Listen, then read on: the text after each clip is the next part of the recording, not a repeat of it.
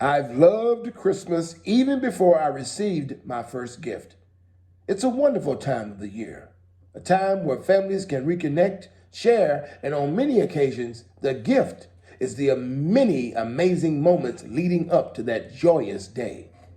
It was December 21st, 1975, 4 days before Christmas and 3 days before I made my acting debut in the winter edition of Shakespeare's Midsummer Night's Dream, part of Jacksonville Middle School's annual holiday showcase. I played the role of Puck, the fairy. Perfect. Get the slide whistles ready, y'all. Here I come. That was so many years ago, but I remember like it was yesterday. Mainly because 2 months earlier, I was the only African-American cast in this Shakespearean production. And that, at the time, was a big deal for this small East Texas town. I couldn't sing, dance, or act to save my life, y'all, and I wasn't especially good looking like I am now. But I was determined to be part of a world that I had only seen on TV, so I signed up and gave it my best shot. I'd like to believe that the reason why I was chosen had more to do with my capricious spirit, my fun-loving humor, and my evocative charm, rather than my infamous status as the school's class clown, notorious for its mischievous nature. Who knows? Either way, I was in there. Lord, what fools these mortals be, casting me. 4 days before Christmas and 3 days before the play, I began to look forward going to rehearsals and connecting with classmates who, before, were a little reluctant to be associated with a boy from the other side of the tracks like me. As we spent more time together, those barriers came down. Shoot, we talked more about the play than Christmas. The only issue now was wardrobe. 3 days before Christmas and 2 days before the play, Mom and I drove to Tyler, Texas. We went up there to find me a pair of those black leotards. We went everywhere and finally we found some. Problem was, all they had left was medium and I was a super slim. But we bought them anyway and went on back home. Oh goody, I'm going to have a rash in the most uncomfortable places. I heard that after the play, there was going to be a little party, so I decided I was going to wear my favorite outfit, a pair of red bell-bottoms with a striped black and white polo and a pair of black Converse. Actually, those pants were one of only 2 pair of pants I owned, and when they got dirty, bath time became laundry time. I would hand wash them, then hang them up to dry over an open space heater in our bedroom. Yep, it's true. I'm a country boy like that. 2 days before Christmas, 1 day before the play, my best friend and I managed to acquire an old bottle rocket left over from the 4th of July.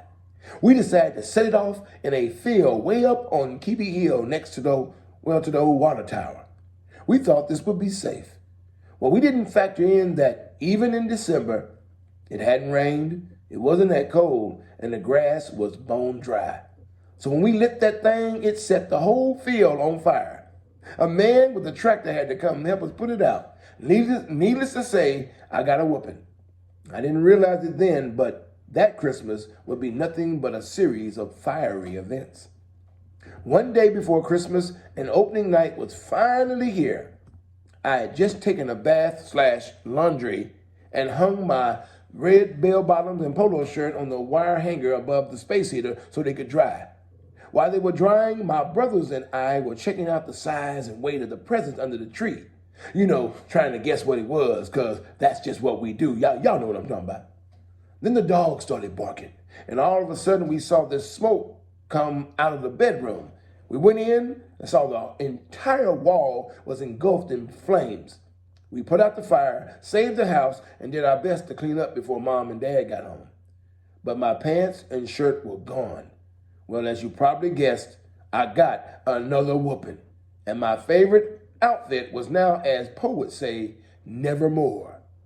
Opening night, and I arrived about 30 minutes early. My butt was still sore from all them whoopings, so I wore not 1 but 2 pair of brand new white underwear. After a brief run through, we all got dressed and I put on those leotards, but they were big and I was little. Do the math. But the show must go on. I told myself, don't overthink it. Just be yourself. The same thing I said before sharing this story here tonight. Easier said than done, right? Then came my part. I zoomed in and said, how now, spirits? Whither wander you? I had difficulty with my footing because they had forgot to dust mop the stage. And then everyone started laughing. Made me think I was killing it. Every line, every gesture was met with uncontrollable, gut-busting laughter. That gave me so much confidence that I slipped and slid my way through every scene like I was a star. But what I didn't know was that you could see my brand new tighty whities through those baggy black leotards every time I ran, jumped, or bent over. Imagine this clumsy, super slim, dark-skinned kid with an afro and white teeth sliding across the stage reciting Shakespeare. Well, I was an unexpected hit. I didn't find out till the after party about my little wardrobe malfunction. I've been transparent ever since. Christmas Day, and everybody in town was still talking about that doggone play, or at least a part of it. My family and I had all gathered in the unburned portion of the house to open gifts. My mom and dad gave my brothers theirs first, and I watched them all gleefully open them. Everything, from skateboards to yo-yos to new clothes. Then there was sad little old me. I had done the worst thing a kid could do in the month of December. Be naughty. So what if I liberated some fireworks and set a field on fire and almost burnt down the family home? I understood if my parents didn't get me anything, but then my big brother came in the room with a big old box. I smiled and may have cried a little as he handed it to me. I opened it up, and there was a brand new Daisy BB gun, a new pair of red bell bottoms, a black and white striped polo, and a pack of black underwear. And this was my mid-winter's dream. Merry Christmas, everybody.